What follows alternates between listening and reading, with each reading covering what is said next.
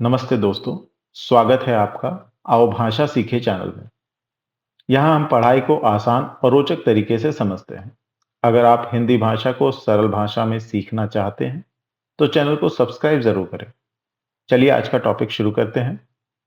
आज हमने जिस पाठ को चुना है, वह है डाक बाबू का प्यार। यह पाठ हिंदी वाटिका पाठमाला भाग 7 से ली गई है। यह पाठ हमें बताती है कि जीवन में हमें भांति भांति के लोग मिलते हैं, जिनमें से कुछ अच्छे और कुछ बुरे होते हैं। परंतु कुछ लोग ऐसे होते हैं जिनकी छवि सदा के लिए हमारी स्मृति में अंकित हो जाती है। डाक बाबू ऐसे ही व्यक्ति हैं जो रजनी की स्मृति में सदा जीवित रहेंगे। यह कहानी धीरपुर कस्बे के एक बेहद नेक और दयालु पोस्टमास्टर डाक बाबू दयाराम के बारे में है। उनका व्यक्तित्व उनके नाम के अनुरूप ही सरल और परोपकारी था। वे हमेशा खादी के सफेद कपड़े पहनते थे और अपनी विनम्रता के कारण पूरे कस्बे में लोकप्रिय थे। वे दूसरों की मदद के लिए हमेशा तत्पर रहते थे, चाहे इसके लिए उन्हें आधी रात को ही क्यों ना भागना पड़े। कहानी की मुख्य पात्रा रजनी है, जो ऊंचा गांव की रहने वाली है और धीरपुर के भगवती बाई कन्या विद्यालय के हॉस्टल में रहकर पढ़ाई करती है। उसके पिता देवी सिंह एक साधारण किसान हैं। आर्थिक तंगी के बावजूद वे हर महीने मनी ऑर्डर के जरिए रजनी की स्कूल फीस समय पर भेजते थे, ताकि उनकी बेटी पढ़ लिख कर काबिल बन सके। रजनी भी एक समझदार और मेहनती लड़की है, जो फिजूल खर्ची न करते हुए अपनी पढ़ाई पर ध्यान देती है। इस पेज में रजनी और डाक बाबू दयाराम के बीच के भावनात्मक संबंध को दर्शाया गया है। रजनी को अक्सर तब परेशानी होती थी जब घर से मनी ऑर्डर आने में देरी हो जाती थी, जिसके कारण उसे स्कूल की फीस और हॉस्टल मेस के बिल के लिए क्लास टीचर की डांट सुननी पड़ती थी। रजनी की परेशानी देखकर डाक बाबू दयाराम स्वयं दुखी हो जाते थे। वे उसे आर्थिक मदद की पेशकश करते थे और उसे अपने पिता को पत्र लिखने के लिए प्रोत्साहित करते थे। रजनी को डाक बाबू अपने सगे चाचा की तरह लगते थे, क्योंकि वे उसकी हर मुश्किल में साथ खड़े रहते थे। जब रजनी हाई स्कूल में पहुंची, तब उसे बोर्ड परीक्षा की फीस के लिए अतिरिक्त 300 रुपए की आवश्यकता थी। महीने के 7 तारीख बीत जाने पर भी मनी ऑर्डर जब नहीं आया और उसकी टीचर मिसेस कांता वाधवा ने उसे चेतावनी दी कि यदि फीस जमा नहीं हुई तो उसका साल बर्बाद हो जाएगा और वह परीक्षा में नहीं बैठ पाएगी। इससे रजनी बेहद परेशान और चिंतित हो जाती है। कहानी के इस भाग में रजनी की हताशा और डाकबाबू दयाराम की निस्वार्थ मदद को देख सकते हैं।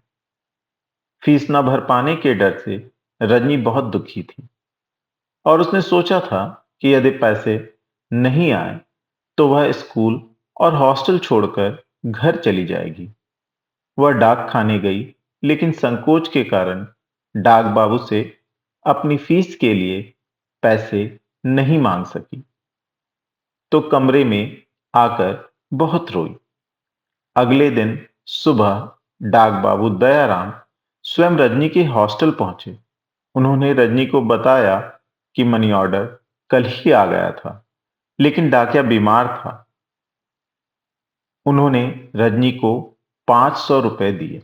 ये 500 रुपए 100 के 5 नोट के रूप में दिए गए थे, ताकि उसकी फीस जमा हो सके। फीस जमा करने की आखिरी तारीख होने के कारण रजनी बहुत खुश हुई, क्योंकि वह बिना किसी बाधा के अपनी बोर्ड परीक्षा में बैठ सकती थी। कहानी का यह हिस्सा डाक बाबू दयाराम की निस्वार्थ मानवता और महानता को उजागर करता है। जब रजनी ने मनी ऑर्डर फॉर्म पर हस्ताक्षर ना कराए जाने के बारे में पूछा, तो डाक बाबू ने बहाना बनाया कि उन्होंने खुद हस्ताक्षर करके डाकिए से रुपए ले लिए थे, ताकि समय पर रजनी तक रुपए पहुंचा सके। उन्होंने पिता का एक झूठा संदेश भी सुनाया कि वह खूब लगन से पढ़े। रजनी ने अपने पिता को धन्यवाद की चिट्ठी लिखी, लेकिन एक सप्ताह बाद गांव से बाबा फकीर चंद 700 रुपए लेकर आए। उन्होंने बताया कि रजनी के पिता का ट्रैक्टर से एक्सीडेंट हो गया था और वे पिछले सप्ताह बेहोश थे, इसलिए उन्होंने कोई रुपए नहीं भेजे थे। रजनी तुरंत समझ गई कि पिछले सप्ताह मिले 500 रुपए उसके पिता ने नहीं, बल्कि डाक बाबू ने अपनी जेब से दिए थे, ताकि उसकी परीक्षा न छूटे। रजनी बाबा फकीर चंद के साथ डाक खाने पहुंची और डाक बाबू को उनके रुपए वापस करते हुए उनका आभार व्यक्त किया। उसने उन्हें एक फरिश्ता कहा, जिसने मुश्किल समय में उसके पिता बनकर उसकी मदद की थी। दयाराम जी ने मुस्कुराते हुए कहा कि क्या वे अपनी बेटी की इतनी मदद भी नहीं कर सकते। बाबा फकीर चंद ने भी उनके इस उपकार को जीवन भर याद रखने की बात कही। रजनी और बाबा फकीर चंद जब डाक बाबू को धन्यवाद देकर विदा हुए, तो दोनों पक्षों की आंखें खुशी और कृतज्ञता के आंसुओं से भरी हुई थी। इस घटना को अब कई वर्ष बीत चुके हैं। रजनी, जो कभी धीरपुर के उस स्कूल में पढ़ती थी, आज उसी स्कूल में एक अध्यापिका के रूप में सेवा दे रही है। रजनी आज भी डाक बाबू के उस निस्वार्थ स्नेह को नहीं भूली है। जब भी वह उस घटना का जिक्र करती है, डाक बाबू बड़ी विनम्रता से मुस्कुराते हुए कहते हैं कि एक इंसान को दूसरे इंसान के काम आना कोई बड़ी बात नहीं। आइए हम डाक बाबू का प्यार पाठ से कुछ प्रश्न उत्तर भी देखते हैं। इससे हमें पाठ को अच्छी तरह समझने में मदद भी होगी। पहला प्रश्न है, डाक बाबू दयाराम के व्यक्तित्व की बाहरी पहचान क्या थी? ऑप्शन नंबर 1, लंबा कद, बड़ी मूछें और हमेशा खद्दर की सफेद धोती कुर्ता पहनना। दूसरा ऑप्शन है, मध्यम कद, चश्मा और हमेशा रेशमी कपड़े पहनना। तीसरा ऑप्शन है, दुबला शरीर, लंबी दाढ़ी और सर पर पगड़ी बांधना। चौथा और आखिरी ऑप्शन है, छोटा कद, साफ मुंह और हमेशा डाक विभाग की वर्दी पहनना। इन विकल्पों में जो सही उत्तर है वह है अ, लंबा कद, बड़ी मूछें और हमेशा खद्दर की सफेद धोती कुर्ता पहनना। आइए अब हम दूसरे प्रश्न को भी देखते हैं। रजनी के पिता उसे तंगी के बावजूद स्कूल क्यों भेजते थे? अ, क्योंकि स्कूल में पढ़ाई मुफ्त थी और रहने का खर्च कम था। ब, क्योंकि वे चाहते थे कि उनकी बेटी पढ़ लिख कर लायक बने। स, क्योंकि गांव में लड़कियों के लिए कोई काम नहीं था। द, क्योंकि रजनी को घर के काम करना पसंद नहीं था। इन विकल्पों में सही उत्तर है ब, क्योंकि वे चाहते थे कि उनकी बेटी पढ़ लिख कर लायक बने। आइए अगले प्रश्न को देखते हैं। अगला प्रश्न है, मनी ऑर्डर आने में देरी होने पर डाक बाबू रजनी को सांत्वना देने के लिए क्या करते थे?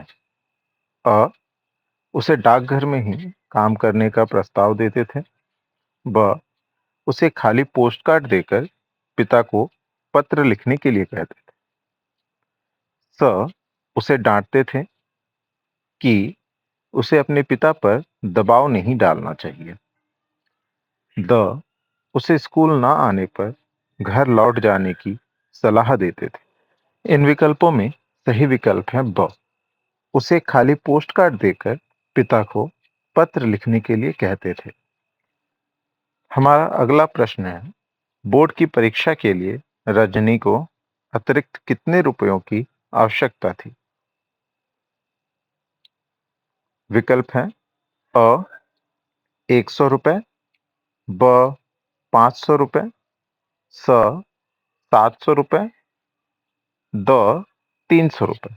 दिए गए विकल्पों में द यानी कि 300 रुपए सही है।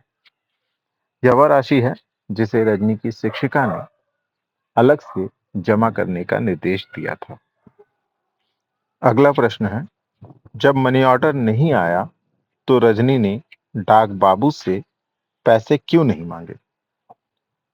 विकल्प है अ क्योंकि वह अपने पिता के अलावा किसी और से मदद नहीं लेना चाहती। ब क्योंकि उसे लगा कि डाक बाबू के पास पैसे नहीं होंगे। स क्योंकि उसे डर था कि डाक बाबू उसके पिता से शिकायत कर देंगे। द क्योंकि उसके मुंह से संकोचवश कोई शब्द ही नहीं निकला। जी हाँ, सही उत्तर होगा द क्योंकि उसके मुंह से संकोचवश कोई शब्द ही नहीं निकला। अगला प्रश्न है, डाक बाबू ने रजनी को जो 500 रुपए दिए उसके पीछे उन्होंने क्या तर्क दिया? अ कि उन्होंने रजनी की स्थिति देखकर अपनी जेब से पैसे दिए। ब कि स्कूल के प्रिंसिपल ने उसकी फीस माफ कर दी है। स कि उसके पिता ने उन्हें फोन करके पैसे देने को कहा था। द कि मनी ऑर्डर कल ही आ गया था पर डाकिया बीमार होने के कारण नहीं पहुंचा सका। जी हाँ, सही विकल्प है द कि मनी ऑर्डर कल ही आ गया था पर डाकिया बीमार होने के कारण नहीं पहुंचा सका। आइए अगले प्रश्न की तरफ बढ़ते हैं। बाबा फकीर चंद ने रजनी को पिता के बारे में क्या सच्चाई बताई? अ कि उसके पिता ने पैसे भेजने के लिए मना कर दिया था। ब कि उसके पिता ने सारे पैसे अपनी दवाइयों पर खर्च कर दिए थे। स कि उसके पिता शहर में नौकरी करने चले गए हैं। द कि उसके पिता का ट्रैक्टर से एक्सीडेंट हो गया था और वे बेहोश थे। बिल्कुल सही। सही विकल्प है द कि उसके पिता का ट्रैक्टर से एक्सीडेंट हो गया था और वे बेहोश थे। आइए अगले प्रश्न की तरफ बढ़ते हैं। रजनी ने डाक बाबू को फरिश्ता क्यों कहा? अ क्योंकि उन्होंने रजनी को स्कूल में टीचर की नौकरी दिलाई थी। ब क्योंकि वे डाकघर में सबसे बड़े अधिकारी थे। स क्योंकि उन्होंने संकट के समय बिना बताए अपने जेब से उसकी मदद की थी।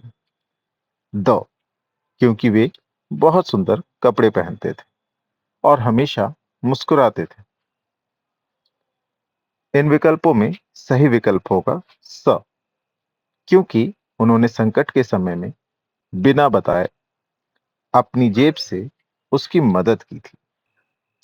अगला प्रश्न है, वर्षों बाद रजनी किस रूप में उसी स्कूल में काम कर रही है?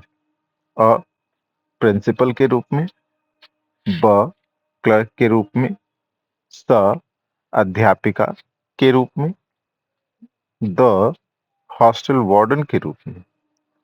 सही उत्तर होगा विकल्प स अध्यापिका के रूप में।